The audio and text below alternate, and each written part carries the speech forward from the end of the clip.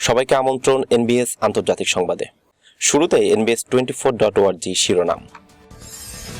কড়া বার্তা চীনকে, সাগরে অভাবনীয় শক্তি প্রদর্শন ভারতসহ 4 দেশের। কাশ্মীরে ড্রোনের আনাগোনা বাড়ছে, ঢুকে পড়ছে ভারতের সীমানায়। ডোনাল্ড ট্রাম্প কি এখনও ভোটের ফলাফল উল্টে দিতে পারেন, জানাবো বিস্তারিত। যুক্তরাষ্ট্রের নির্বাচন ব্যবস্থায় ত্রুটি রয়েছে, দাবি রুশ প্রেসিডেন্ট পুতিনের।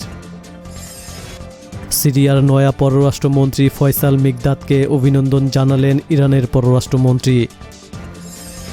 প্যারিস জলবায়ু চুক্তিকে পক্ষপাতদুষ্ট বললেন মার্কিন প্রেসিডেন্ট ট্রাম্প।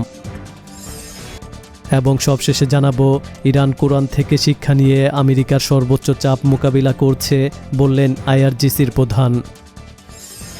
দর্শক, এতক্ষণ শুনছিলেন শিরোনাম, এবার বিস্তারিত।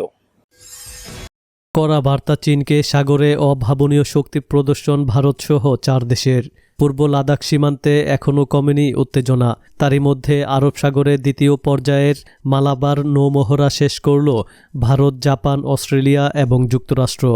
কূটনৈতিক মহলের মতে 4 দেশের সেই জোটবদ্ধ শক্তির প্রদর্শনের ফলে চীনের ওপর চাপ বাড়বে। এর আগে গত 17 নভেম্বর থেকে উত্তর আরব সাগরে শুরু হয়েছিল দ্বিতীয় পর্যায়ের মালাবার নৌমহড়া। শুক্রবার পর্যন্ত মহড়া চালায় ভারত, জাপান, অস্ট্রেলিয়া এবং যুক্তরাষ্ট্র। পূর্ব লাদাখ সীমান্তে উত্তেজনার মধ্যে দুদফার এই মহড়া অত্যন্ত গুরুত্বপূর্ণ বলে জানিয়েছেন বিশেষজ্ঞরা। তাদের মতে সমুদ্রে চীনকে বড়সড় বার্তা দিতে পেরেছে ভারত, জাপান, অস্ট্রেলিয়া এবং যুক্তরাষ্ট্র।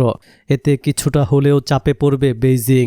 4 দিনের সেই মহড়ায় মূল আকর্ষণ ছিল ভারতীয় নৌসেনার বিক্রমাদিত্য কেরিয়ার যুদ্ধবাহিনী এবং মার্কিন নৌসেনার নিমিজ স্ট্রাইক গ্রুপ। নিমিজ হল বিশ্বের সবথেকে বড় রণতরী। ভারতীয় নৌবাহিনীর পক্ষ থেকে একটি বিবৃতিতে জানানো হয়, যুদ্ধবিমান ওঠানামা করতে সক্ষম 2টি রণতরী, অংশগ্রহণকারী দেশগুলোর নৌবাহিনীর ডুবোজাহাজ, বিমানগুলো উচ্চ ক্ষমতাসম্পন্ন নৌ অভিযানে সামিল হয়েছিল। বিক্রমাদিত্যের MiG-29K যুদ্ধবিমান এবং নিমিজের FA-18 যুদ্ধবিমান এবং E-2C হক-আই ছিল। মহড়ার পর ভারতীয় নৌসেনার উচ্চপদস্থ কর্মকর্তা রিয়ার অ্যাডমিরাল কৃষ্ণ স্বামীনাথন জানান, এবারের মহড়ায় 4 দেশের মধ্যে অভাবনীয় জোট দেখা গেছে। গত 3 থেকে 6 নভেম্বর বঙ্গোপসাগরে প্রথম পর্যায়ের মালাবার নৌমহড়া। এই প্রথম 2 পর্যায়ের সেই মহড়া হয়েছে, এ খবর জানিয়েছে হিন্দুস্তান টাইমস। কাশ্মীরে ড্রোনের আনাগোনা বাড়ছে, যা বাইরে থেকে ঢুকে পড়ছে ভারত সীমানায়। জম্মু কাশ্মীরের সাম্বার পর এবার মেন্দর ও মানকোট সেক্টর। রবিবার নিয়ন্ত্রণ রেখায় ফের উড়তে দেখা গেল একটি ড্রোন। সেটি ভারতের সীমারেখায় ঢুকে পড়ে। প্রাথমিকভাবে ভারতীয় সেনাবাহিনী মনে করছে ড্রোনটি পাকিস্তানের দিক থেকে এসে এদেশের সীমারেখায় ঢুকে পড়েছিল। শুক্রবারই পাকিস্তানের দিক থেকে 2টি ড্রোন নিয়ন্ত্রণ রেখা পেরিয়ে সাম্বা সেক্টরে ঢুকে পড়ে। বিএসএফ সূত্রে জানানো হয়, চকফকিরায় ভারতের আকাশে চক্কর কাটতে দেখা যায় ড্রোন 2টিকে। তাদের দাবি, পাকিস্তান পোস্ট চমনখৌদ থেকে ওই ড্রোনগুলো এসেছিল। চকফকিরার ঠিক উল্টো দিকেই নিয়ন্ত্রণ রেখার ওপারে রয়েছে এই পাকিস্তানি পোস্ট। ড্রোন 2টিকে দেখা মাত্রই সতর্ক হয়ে যায় বিএসএফ। সেগুলোকে গুলি করে নামানোর চেষ্টা করা হয়, কিন্তু কোনোভাবে সেগুলো রক্ষা পেয়ে যায়। বিএসএফ এরপর দাবি করে ড্রোনগুলোকে পাকিস্তানি পোস্টের দিকেই উড়ে যেতে দেখা গেছে। শুধু সাম্বা, মেন্দর বা মানকোট সেক্টর নয়, নিয়ন্ত্রণ রেখা লাগোয়া জম্মু কাশ্মীরের গ্রামবাসীদের দাবি, এর আগেও তারা এরকম উড়ন্ত যন্ত্র দেখেছে। গত মাসেই ক্যারন সেক্টরে পাকিস্তানি সেনাবাহিনীর কোয়াডকপ্টারকে গুলি করে নামায় ভারতীয় সেনা। সেই কোয়াডকপ্টারটা আবার চীনা সংস্থার বলে দাবি করেছে ভারত। এই খবর জানিয়েছে আনন্দবাজার পত্রিকা। ডোনাল্ড ট্রাম্প কি এখনও ভোটের ফলাফল উল্টে দিতে পারেন?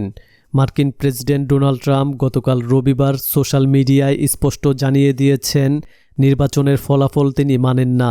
তিনি বিস্ময় প্রকাশ করেছেন কিভাবে জো বাইডেন তার মন্ত্রিসভা গঠনের কাজ শুরু করে দিয়েছেন। তার ফেসবুক পাতায় এক পোস্টে ট্রাম্প লিখেছেন, জো বাইডেন কেন দ্রুত তার মন্ত্রিসভা গঠন শুরু করেছেন, যখন আমার তদন্তকারীরা লাখ লাখ জাল ভোটের সন্ধান পেয়েছে। এই জাল ভোট বাতিল হলে 4টি রাজ্যের ফল উল্টে যাবে এবং নির্বাচনের ফলও উল্টে যাবে। আশা করি আমাদের নির্বাচনী প্রক্রিয়া এবং দেশ হিসাবে যুক্তরাষ্ট্রের বিশ্বাসযোগ্যতা রক্ষায় আদালত এবং নির্বাচিত জনপ্রতিনিধিরা তাদের সাহস দেখাবেন। বিশ্ববাসী সব দেখছে। জো বাইডেনকে বিজয়ী হিসাবে ঘোষণার পর 2 সপ্তাহের বেশি সময় গেলেও ডোনাল্ড ট্রাম্প এবং তার ঘনিষ্ঠ সহযোগীরা ফলাফল মেনে নেওয়ার কোনো লক্ষণই দেখাচ্ছেন না। কিন্তু ফলাফল কি তিনি উল্টে দিতে পারবেন? আসলেই কি তার হাতে অব্যর্থ কোনো কৌশল রয়েছে? অভূতপূর্ব সেই কাণ্ড যে তিনি ঘটাতে পারবেন তার কোনো লক্ষণ এখন পর্যন্ত নেই। বরঞ্চ তার আইনজীবীরা যেসব অভিযোগ নিয়ে আদালতগুলোতে যাচ্ছেন সেগুলো হালে তেমন পানি পাচ্ছে না। শনিবারও পেনসিলভানিয়ার একটি আদালত রাজ্যে কয়েক মিলিয়ন পোস্টাল ভোট জালিয়াতির এক মামলায় যথেষ্ট প্রমাণের অভাবে খারিজ করে দিয়েছে। বিচারক তার রায়ে যথেষ্ট প্রমাণ ছাড়া ওই মামলা আনার জন্য ট্রাম্পের আইনজীবীদের তীব্র ভাষায় ভর্ৎসনা করেছেন। অন্যান্য জায়গাতেও এমন আরও ডজন ডজন মামলায় ট্রাম্পের আইনজীবীরা যথেষ্ট প্রমাণ হাজির করতে ব্যর্থ হয়েছেন। বৃহস্পতিবার তার প্রধান আইনজীবী নিউ ইয়র্কের সাবেক মেয়র রুডি জুলিয়ানি জানিয়ে দেন, মিশিগান অঙ্গরাজ্যের ফলাফল চ্যালেঞ্জ করে দায়ের করা মামলা তারা প্রত্যাহার করেছেন। মিশিগানে জো বাইডেন 1,60,000 ভোটের ব্যবধানে জিতেছেন। জর্জিয়া অঙ্গরাজ্যে পুনরায় ভোট গণনার পরও জো বাইডেন 12,000 ভোট বেশি পাওয়ার পর রাজ্যের নির্বাচনী কর্তৃপক্ষ ফলাফল সার্টিফাই বা প্রত্যয়ন করে দিয়েছেন। আমেরিকা থেকে বিবিসির অ্যান্থনি জুরকার বলছেন, দেখে শুনে মনে হচ্ছে ট্রাম্প এখন আইনি লড়াইয়ের বদলে দীর্ঘমেয়াদী একটি রাজনৈতিক কৌশলের পথ নিচ্ছেন। যুক্তরাষ্ট্রের নির্বাচন ব্যবস্থায় ত্রুটি রয়েছে। রাশিয়ার প্রেসিডেন্ট ভ্লাদিমির পুতিন বলেছেন, মার্কিন যুক্তরাষ্ট্রের নির্বাচনী ব্যবস্থায় ত্রুটি থাকার কারণে দেশটিতে চলমান সংকট সৃষ্টি হয়েছে। তিনি রাশিয়া ওয়ান টিভি চ্যানেলকে দেয়া এক সাক্ষাৎকারে আরও বলেছেন, আমেরিকার নির্বাচনী ব্যবস্থায় যে সমস্যা রয়েছে তা এখন মার্কিন কর্মকর্তাদের কাছে স্পষ্ট। তিনি এই ত্রুটি সংশোধন করার জন্য আমেরিকার সরকার ও জনগণের প্রতি আহ্বান জানান।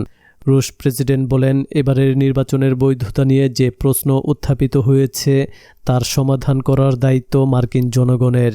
পুতিন এমন সময় এই বক্তব্য দিলেন যখন গত 3 নভেম্বর অনুষ্ঠিত প্রেসিডেন্ট নির্বাচনে ডেমোক্র্যাট প্রার্থী জো বাইডেন বিজয়ী হলেও রিপাবলিকান প্রার্থী ও বর্তমান প্রেসিডেন্ট ডোনাল্ড ট্রাম্প নির্বাচনের ফলাফল মেনে নিতে অস্বীকৃতি জানিয়েছেন। আমেরিকার গণমাধ্যমগুলোতে প্রকাশিত খবর অনুযায়ী সাম্প্রতিক প্রেসিডেন্ট নির্বাচনে বাইডেন 306টি ইলেকটোরাল ভোট পেয়ে নির্বাচিত হয়েছেন। কিন্তু ট্রাম্প এখনও পরাজয় মেনে নেননি, বরং ক্ষমতাসীন প্রেসিডেন্ট থাকা অবস্থায় ব্যাপকভাবে নির্বাচনে কারচুপির অভিযোগ করে যাচ্ছেন। সিরিয়ার পররাষ্ট্রমন্ত্রী হিসেবে নিয়োগ পাওয়ায় ফয়সাল মিকদাদকে অভিনন্দন জানিয়েছেন ইরানের পররাষ্ট্রমন্ত্রী মোহাম্মদ জাওয়াদ জারিফ। জারিফ রবিবার রাতে তার নয়া সিরীয় সমকক্ষকে অভিনন্দন জানাতে তাকে টেলিফোন করেন। ইরানের পররাষ্ট্রমন্ত্রী সিরিয়ার নয়া পররাষ্ট্রমন্ত্রীকে অভিনন্দন জানিয়ে বলেন, আগামী দিনগুলোতে দামেস্কের সঙ্গে তেহরানের ঘনিষ্ঠ সম্পর্ক আরও জোরদার হবে।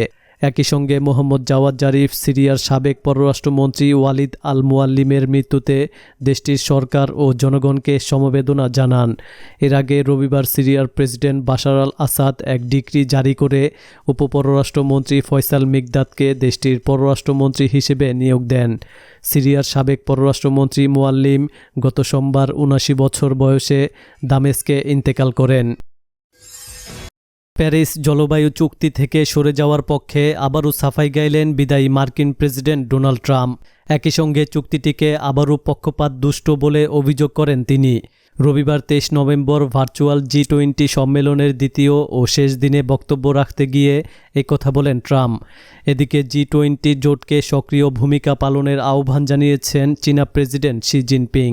করোনা মহামারীর কারণে শনিবার ভার্চুয়াল প্ল্যাটফর্মে শুরু হয় বিশ্বের উন্নত 20 রাষ্ট্রের জোট G20 শীর্ষ সম্মেলন।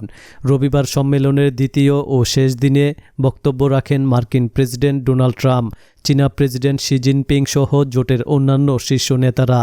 এ সময় ভার্চুয়াল প্ল্যাটফর্মে রাখা বক্তব্যে প্যারিস জলবায়ু চুক্তি থেকে বেরিয়ে যাওয়ার পক্ষে আবারও সাফাই গান মার্কিন প্রেসিডেন্ট ডোনাল্ড ট্রাম্প। বলেন, চুক্তিটি প্রথম থেকেই ছিল একচোখা। মার্কিন প্রেসিডেন্ট ডোনাল্ড ট্রাম্প বলেন, মার্কিন শ্রমিকদের রক্ষা করতেই আমি পক্ষপাতদুষ্ট ওই চুক্তি থেকে সরে গিয়েছি। এমন একটা চুক্তি কোনোভাবেই পরিবেশকে রক্ষা করতে পারবে না। এটা স্রেফ মার্কিন অর্থনীতিকে ধ্বংসের উদ্দেশ্যেই করা হয়েছিল। ইরান কোরআন থেকে শিক্ষা নিয়ে আমেরিকার সর্বোচ্চ চাপ মোকাবেলা করছে। ইরানের ইসলামী বিপ্লবী গার্ড বাহিনী বা আইআরজিসির প্রধান মেজর জেনারেল হোসেন সালামি বলেছেন, তার দেশের জনগণ আমেরিকার কথিত সর্বোচ্চ চাপ মোকাবিলা অব্যাহত রাখবে। তবে মজার ব্যাপার হচ্ছে, আমেরিকার ক্ষমতা ও প্রভাব ভেতরে এবং বাইরে দিন দিন কমছে। তিনি বলেন, আজকে ইরানি জাতি কোরআন থেকে শিক্ষা নিয়ে ধৈর্য ধারণ এবং সর্বোচ্চ চাপ মোকাবেলার পথ বেছে নিয়েছেন। তিনি বলেন, নিষ্ঠুর শাসকদেরকে ইরানি জনগণ কখনো এমনকি 1 সেকেন্ডের জন্য বিশ্বাস করেনি। রবিবার ইরানের রাজধানী তেহরানে এক অনুষ্ঠানে দেওয়া বক্তৃতায় জেনারেল সালামি এসব কথা বলেন।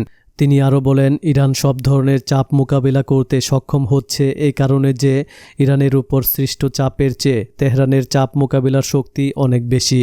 শত্রুরা ইরানের জনগণের স্বাস্থ্য, নিরাপত্তা, জীবন প্রণালী এগুলোকে লক্ষ্যবস্তুতে পরিণত করেছে, কিন্তু এসব ব্যাপারে ইরানের জনগণ সম্পূর্ণভাবে সচেতন এবং তারা বাস্তবতা বোঝে। এই জন্য তারা তাদের সমস্ত শক্তি নিয়ে এই সর্বোচ্চ চাপের বিরুদ্ধে রুখে দাঁড়িয়েছে। বর্তমানে আমরা পাশ্চাত্যের শক্তির প্রতীক আমেরিকার ক্ষমতা কমে যেতে দেখেছি এবং এই বাস্তবতাকে অস্বীকার করা যাবে না। আমেরিকার যেমন ভেতর থেকে ক্ষয়িষ্ণু শক্তিতে পরিণত হচ্ছে, তেমনি সারা বিশ্বে তার প্রভাব কমে যাচ্ছে। দর্শক, এই ছিল এখনকার মতো। আমাদের পরবর্তী সংবাদ দেখার আমন্ত্রণ জানিয়ে বিদায় নিচ্ছি আমি শফিউল আলম আরাফ।